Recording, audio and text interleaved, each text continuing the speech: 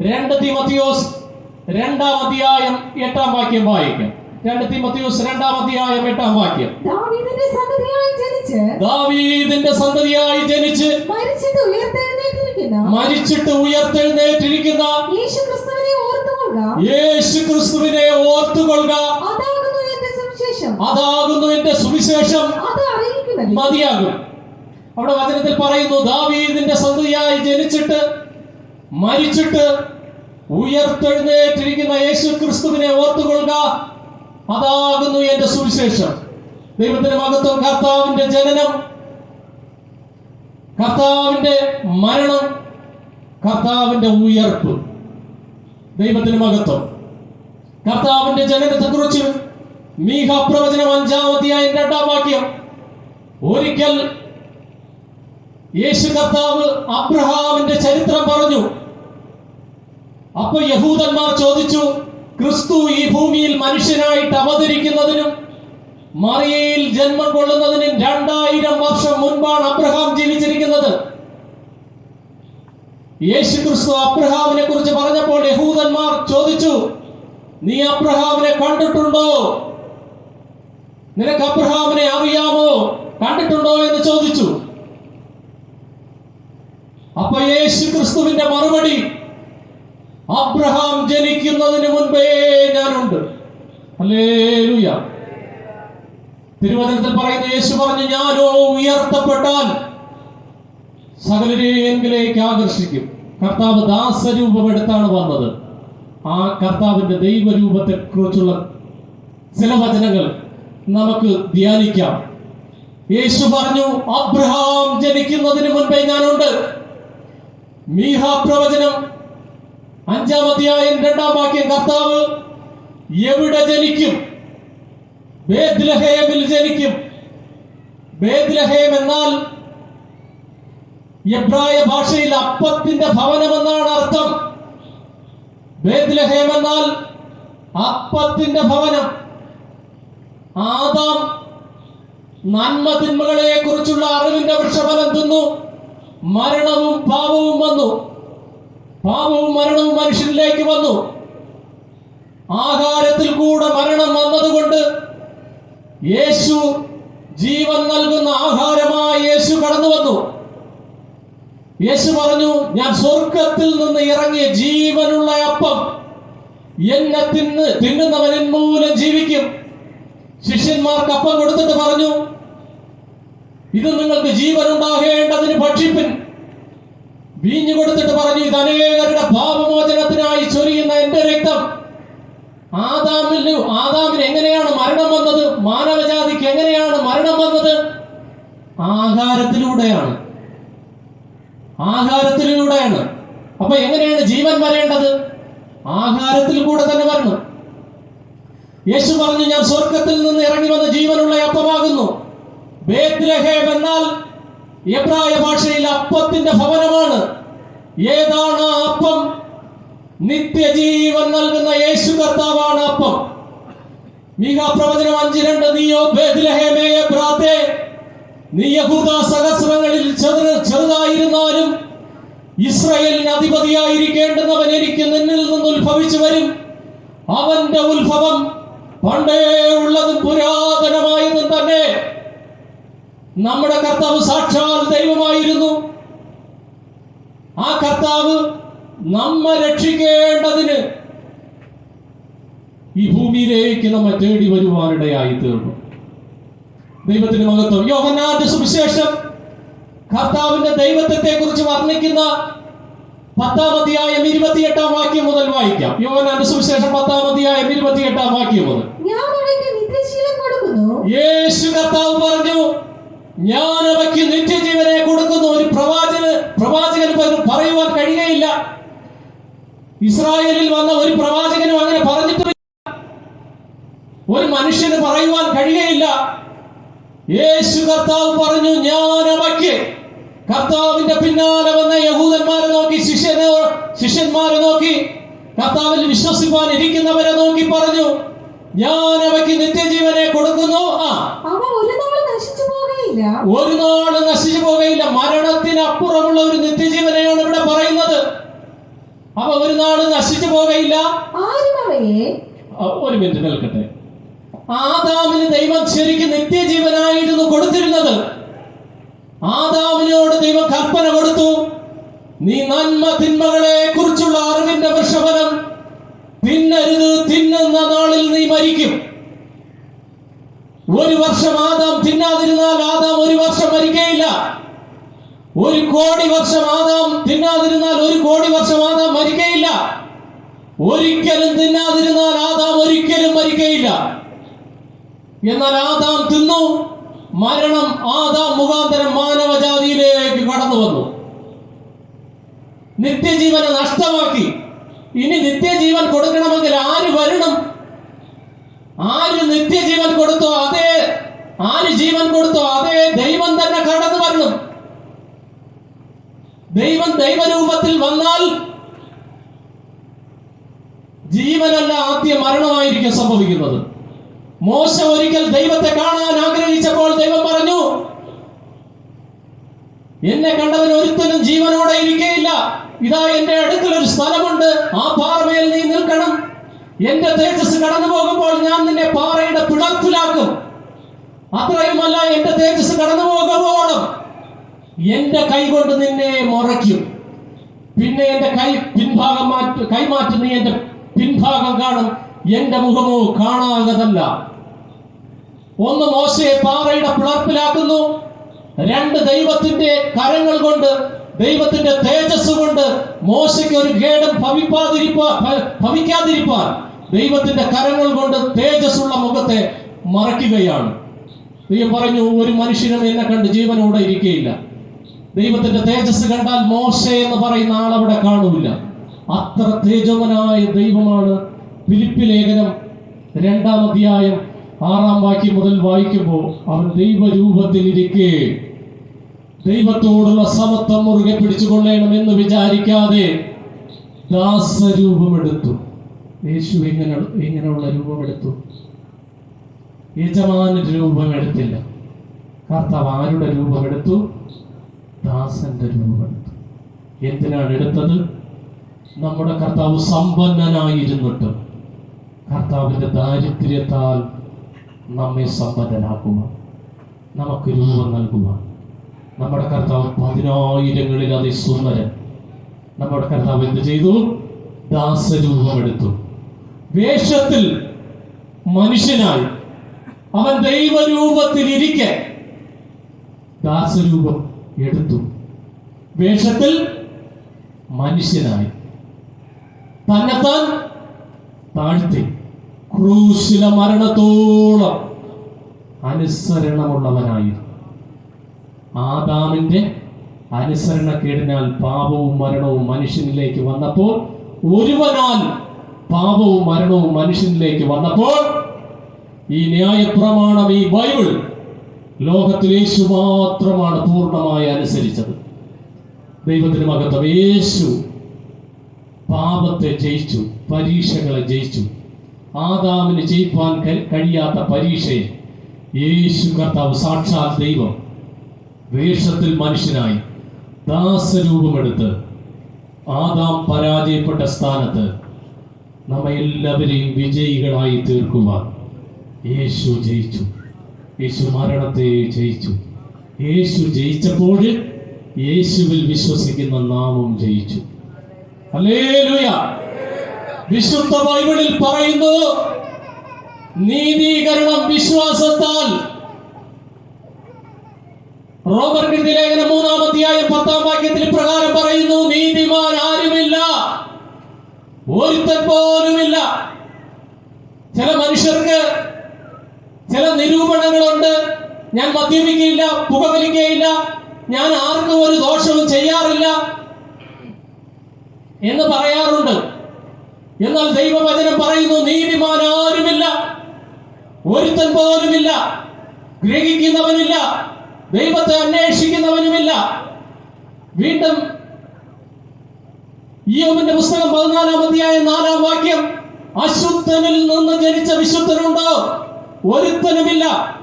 സഭാപ്രസംഗി 7:20, പാപം ചെയ്യാതെ നന്മ മാത്രം ചെയ്യുന്ന ഒരു മനുഷ്യനും ഭൂമിയിലില്ല. ദൈവം മനുഷ്യന്റെ ഹൃദയത്തെ നോക്കി. ഉൽപ്പത്തി പുസ്തകം 6-ാം അധ്യായം 5-ാം വാക്യം മുതൽ 11-ാം വാക്യം മുതൽ വായിക്കാം. ചില വചനഭാഗങ്ങൾ വായിച്ച് നമുക്ക് വേഗം ഇവിടെ നിർത്താം. ഉൽപ്പത്തി പുസ്തകം 6-ാം അധ്യായം 5-ാം വാക്യവും 11-ാം വാക്യവും. ദൈവം മനുഷ്യന്റെ ഹൃദയത്തെ നോക്കിയപ്പോൾ ഭൂമിയിൽ മനുഷ്യന്റെ ദുഷ്ടത വലിയതെന്നും അവന്റെ ഹൃദയവിചാരങ്ങളുടെ നിരൂപണങ്ങളൊക്കെയും എല്ലായ്പ്പോഴും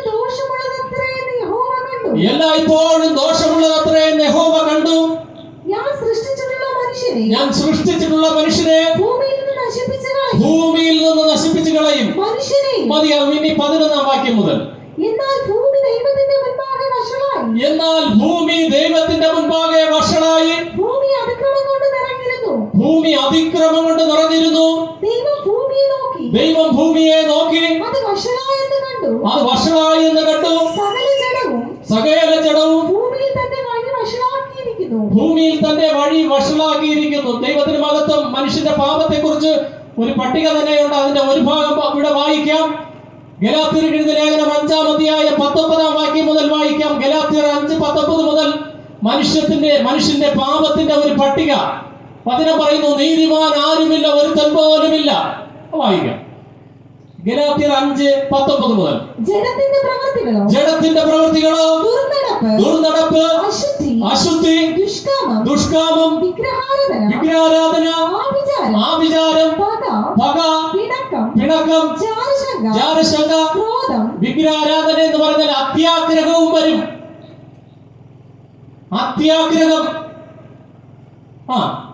ജാരശങ്ക, ക്രോധം, ശാഠ്യം, ദ്വന്ദ്വപക്ഷം, ഭിന്നത, അസൂയ, മദ്യപാനം, വെറുക്കൂത്ത് മുതലായവ എന്ന് വെളിവാകുന്നു. ഈ വക പ്രവർത്തിക്കുന്നവർ ദൈവരാജ്യം അവകാശമാക്കുകയില്ല. ഈ വക പ്രവർത്തിക്കുന്നവർ ദൈവരാജ്യം അവകാശമാക്കുകയില്ല. ആർക്കെങ്കിലും ഞാൻ നല്ലവനാണ്, എന്റെ പ്രവൃത്തി കൊണ്ട് ദൈവരാജ്യത്തിൽ കടക്കാമെന്ന് നോക്കിയാൽ സാധ്യമേ അല്ല. ദൈവവചനം പറയുന്നു, നീതിമാൻ ആരുമില്ല, ഒരുത്തൻ പോലുമില്ല. നമ്മുടെ നീതി പ്രവൃത്തികളെല്ലാം ദൈവത്തിന്റെ കണ്ണിലൂടെ നോക്കുമ്പോൾ കറപുരണ്ട തുണി പോലെയാണ്. എങ്ങനെയാണ് നീതീകരണം വരുന്നത്? അബ്രഹാം ദൈവത്തിൽ വിശ്വസിച്ചു, അതവന് നീതിയായി കണക്കിട്ടു. നാം യേശുവിനെ കർത്താവെന്ന്, ക്രിസ്തുവെന്ന് ഹൃദയം കൊണ്ട് വിശ്വസിക്കുകയും ദൈവത്തിന് മഹത്വം. വിശ്വാസത്താലാണ് നീതീകരണം. പ്രവൃത്തിയാൽ നീതീകരണം സാധ്യമല്ല. പ്രവൃത്തിയാൽ യഹൂദൻ അന്വേഷിച്ചതുകൊണ്ട് ഇടർച്ച കല്ലിന്മേൽ തട്ടി ഇടറി എന്ന് വചനം പറയുന്നു. എന്നാൽ നാം യേശുവിനെ സാക്ഷാൽ ദൈവമെന്ന്, ക്രിസ്തുവെന്ന് വിശ്വസിക്കുമ്പോഴാണ് നാം ജയാളികളായി തീരുന്നത്. ദൈവത്തിന് മഹത്വം. യേശു മരണത്തെ ജയിച്ചപ്പോൾ യേശുവിൽ വിശ്വസിക്കുന്ന നാമും ജയിക്കുവാനിടയായി. വചനം പറയുന്നു, ലോകത്തെ ജയിച്ച ജയമോ നമ്മുടെ വിശ്വാസം തന്നെ. ആരിലുള്ള വിശ്വാസം? യേശുവിലുള്ള വിശ്വാസം. യോഹന്നാന്റെ സുവിശേഷം 1:12. അവനെ കൈക്കൊണ്ട്, യേശുവിനെ കൈക്കൊണ്ട്, യേശുവിന്റെ നാമത്തിൽ വിശ്വസിക്കുന്ന ഏവർക്കും, ഏത് ജാതിക്കാർക്കും, ഏത് രാജ്യക്കാർക്കും, ഏത് മതക്കാർക്കും ദൈവത്തിന്റെ മക്കളായി തീരുവാൻ അധികാരം കൊടുത്തു. മക്കളെങ്കിലോ ദൈവരാജ്യത്തിന് അവകാശികളും തന്നെ. എന്നാൽ തിരുവചനത്തിൽ പറയുന്നു, ദൈവരാജ്യത്തിൽ എത്തണമെങ്കിൽ ലംഘനം ക്ഷമിച്ചു കിട്ടണം, പാപം മറച്ചു കിട്ടണം. ലംഘനം ക്ഷമിച്ചും പാപം മറച്ചു കിട്ടിയ മനുഷ്യൻ ഭാഗ്യവാൻ. എന്നാൽ ദൈവം നീതിമാനായതുകൊണ്ട് പാപത്തെ ശിക്ഷിക്കുന്നു. പാപത്തിന്റെ ശമ്പളം മരണം. എന്നാൽ ദൈവ സ്നേഹമായതുകൊണ്ട് സാക്ഷാൽ ദൈവം വേഷത്തിൽ മനുഷ്യനായി ദാസരൂപമെടുത്തു തന്നെ താൻ താഴ്ത്തി ക്രൂശിലെ മരണത്തോളം അനുസരണമുള്ളവനായി തീർന്നു. യെശയ്യാ പ്രവചനം, ചില വചനങ്ങൾ നമുക്ക് വായിക്കാം. യെശയ്യാ പ്രവചനം 53-ാം അധ്യായം 3-ാം വാക്യം മുതൽ വായിക്കാം. യെശയ്യാ പ്രവചനം 53-ാം അധ്യായം. ക്രിസ്തു ജനിക്കുന്നതിനും അനവധി വർഷങ്ങൾക്ക് മുൻപ് യെശയ്യാ പ്രവാചകൻ പ്രവചിച്ചു ക്രിസ്തുവിന്റെ ജനന ജീവിതം എങ്ങനെയായിരിക്കും. വായിക്കാം. അവൻ മനുഷ്യരാൽ നിന്ദിക്കപ്പെട്ടും അവൻ മനുഷ്യരാൽ നിന്ദിക്കപ്പെട്ടും ത്യജിക്കപ്പെട്ടും വ്യസനപാത്രമായും രോഗം ശീലിച്ചവനായിരുന്നു. യേശുവിനെ കാണുന്നവർ മുഖം മറച്ചു കളയത്തക്കവണ്ണം യേശു നിന്ദിതനായി നമ്മുടെ നിന്നെല്ലാം യേശു കർത്താവ് ചുമന്നു. കള്ളന്മാരുടെ നടുവിൽ ക്രൂശിച്ചപ്പോൾ അന്നുള്ള ലോകം കരുതി യേശുവും കള്ളനാണെന്ന്. നമ്മുടെ നിന്ദകളെല്ലാം കർത്താവ് ചുമന്നു. ഒരു മനുഷ്യന്റെ ഒരു പാപം, ഒരു മനുഷ്യൻ ഒരു കൊലപാതകം ചെയ്തു എന്നിരിക്കട്ടെ, അടുത്തൊരു മനുഷ്യനോട് പറയുന്നു, നീ അതിനെ ഒന്ന് നിന്റെ പേരിൽ ഏറ്റെടുക്കുമോ, എന്നെ രക്ഷപ്പെടുത്തുമോ എന്ന് ചോദിച്ചാൽ ഒരു മനുഷ്യൻ ഏറ്റെടുക്കുമോ? നമ്മുടെ ഒരായുഷ്കാലമുള്ള പാപങ്ങളെ കർത്താവ് ചുമന്നു. സകല മാനവജാതിയുടെയും പാപഭാരം യേശു കർത്താവ് തോളിൽ ചുമന്നു.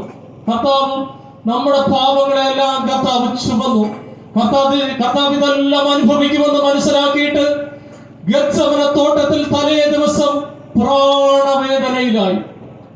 കഴിയുമെങ്കിൽ ഈ പാനപാത്രം എങ്കിൽ നിന്ന് നീങ്ങിപ്പോകണമേ, എങ്കിലും എന്റെ ഇഷ്ടമല്ല എന്ന് പറഞ്ഞ് പിതാവിന്റെ ഇഷ്ടം പോലെ ആകട്ടെ എന്ന് പറഞ്ഞ് നമ്മുടെ പാപത്തിൽ നിന്ന് നമ്മൾ വീണ്ടെടുക്കുവാൻ, മാനവജാതിയെ പാപത്തിൽ നിന്ന് വീണ്ടെടുപ്പാൻ, നമ്മുടെ പാപക്കറകളെ കഴുകുവാൻ യേശുവിന്റെ പാപമില്ലാത്ത രക്തം, കർത്താവ് മരിക്കുന്നത് വരെയുള്ള രക്തം, കർത്താവിനെ തുപ്പലിനും നിന്നയ്ക്കും കോലുകൊണ്ട് അടിക്ക് കർത്താവ് നമുക്ക് വേണ്ടി ഏൽപ്പിച്ചു തന്നു. വായിക്കാം.